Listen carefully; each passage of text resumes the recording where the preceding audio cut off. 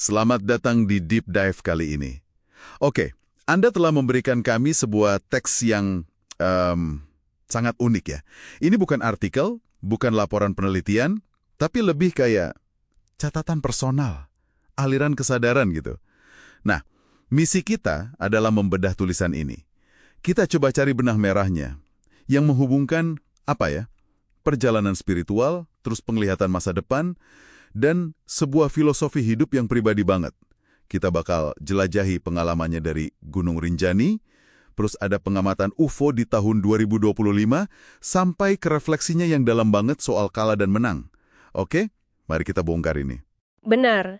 Dan yang menarik di sini tuh gimana ya cara penulisnya merangkai semua itu? Pengalaman nyata, visi, renungan, jadi satu kesatuan narasi. Penting banget sih buat kita ngelihat ini bukan sebagai laporan fakta ya, tapi lebih sebagai cerminan perjalanan batin. Ini upaya seseorang buat memetakan realitasnya sendiri yang kayaknya udah berubah secara fundamental gitu. Tepat. Dan perubahan itu kalau kita lihat, dimulai dengan satu kalimat yang, wah berani banget. Aku menamatkan diri sebagai seorang Islam. Ini kedengarannya sama sekali bukan penolakan kan? Tapi lebih kayak kelulusan, seolah-olah dia ngerasa udah, menyelesaikan kurikulum pemahaman konvensional. Dan kelulusan itu kayaknya ada pemicunya yang jelas loh. Penulis kan nyebutin sebuah peristiwa transformatif di tahun 2018. Dia bilang tidak sadarkan diri sepulang dari Rinjani. Nah, momen itu yang kayaknya mendorong dia nyari jawaban kemana-mana. Dari dukun, orang pintar, sampai Ustadz Ruqyah. Tapi yang menarik, meskipun dia kayak menolak doktrin, bahasanya tuh masih spiritual banget. Masih ada malaikat, surga. Dia seolah-olah dia membangun teologinya sendiri dari puing-puing yang lama. Menurut Anda, dia ini beneran lulus atau gimana ya cuma pindah ke sekolah lain yang dia bangun sendiri? Pertanyaan bagus itu. Mungkin dari sanalah lahir fondasi filosofinya, yang dia rangkum dengan indah banget. Agama bukan penderitaan, kesenangan bukan surga.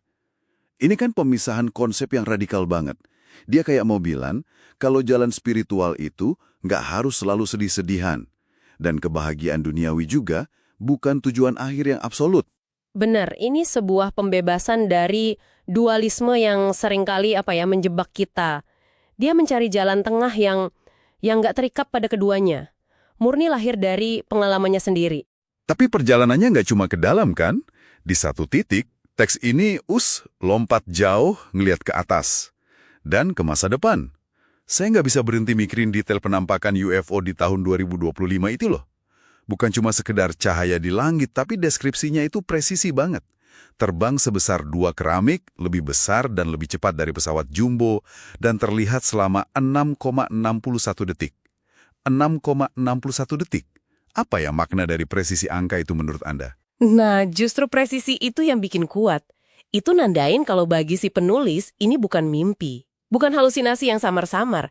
Ini data. Sebuah peristiwa yang terukur. Dengan ngasih detail spesifik kayak 6,61 detik, dia seolah-olah menegaskan validitas pengalamannya. Ya, paling nggak buat dirinya sendiri. Ini memperkuat gagasan kalau perjalanannya emang udah membuka persepsi yang beda soal realitas. Dan itu bukan satu-satunya visi aneh. Dia juga nulis tentang ngeliat malaikat bersayap buesar. Dan, kita harus berhenti sejenak di sini. Dinosaurus serta ular hitam di dimensi lain. Dinosaurus. Ini benar-benar nunjukin betapa personal dan tak terbatasnya semesta batin yang dia bangun. Gimana kita bisa nyambungin visi-visi liar ini dengan filosofi penderitaannya ya? Itu dia, koneksi krusialnya. Mungkin visi-visi ini bukan sekedar pemandangan acak. Bisa jadi ini tuh manifestasi dari terbukanya sebuah pengetahuan baru yang dia sebutkan. Setelah ngelewatin penderitaan hebat, persepsinya tentang apa yang nyata jadi cair banget. Sampai-sampai dimensi lain, malaikat, bahkan dinosaurus bisa masuk ke realitasnya dia. Visi-visi itu adalah bukti dari kelulusannya dia. Dari realitas konvensional, Masuk akal. Ini membawa kita kembali ke inti filosofinya yang dia rumuskan dalam sebuah paradoks yang indah banget. Kekalahan adalah kekuatan bagiku. Tapi penderitaan adalah sebuah kemenangan yang berbungkus kemenangan. benar. Ini penolakan total terhadap gagasan modern tentang sukses kan? Dia seolah bilang kalau masyarakat kita itu terobsesi menghindari gagal. Padahal justru di dalam kegagalan itulah, saat kita kehilangan pegangan, kehilangan tali yang kuat, kita jadi terpaksa membangun kekuatan dari nol. Sebuah kekuatan yang otentik, bukan pinjaman dari dogma atau figur otoritas manapun. Jadi, penyerahan diri yang dia maksud itu bukan pasrah yang pasif ya, tapi sebuah tindakan aktif yang justru melahirkan sebuah pengetahuan baru yang tidak didasarkan ikhlas dan rasa takut. Ini dalam banget. Tepat, pengetahuan itu jadi murni. Karena nggak lagi dimotivasi oleh harapan dapat imbalan dari ikhlas, atau oleh ketakutan akan hukuman. Itu pengetahuan ya demi pengetahuan itu sendiri yang ditemukan di dasar penderitaan. Jadi dari catatan personal yang Anda bagikan ini, kita dapat potret perjalanan seseorang yang mencari kebenaran versi dia sendiri, lewat spiritualitas yang udah dia definisikan ulang, visi yang melampaui nalar, dan filosofi hidup yang ditempa langsung dari api penderitaan. Nah, ini memunculkan sebuah pertanyaan penting sih. Penulis kan pernah nyebut dia menghanyutkan sebuah buku berjudul Hikmah Lautan Kekasih Allah di Sungai. Gimana kalau tulisan yang kita bahas ini adalah upayanya dia buat nulis ulang kitab yang hilang itu? Sebuah kitab yang lahir murni dari pengalamannya sendiri. Pertanyaan untuk Anda renungkan adalah, kitab personal apa yang sedang Anda tulis dalam hidup Anda? Dan kebenaran apa yang mungkin hanya bisa Anda temukan di luar semua teks yang pernah Anda baca?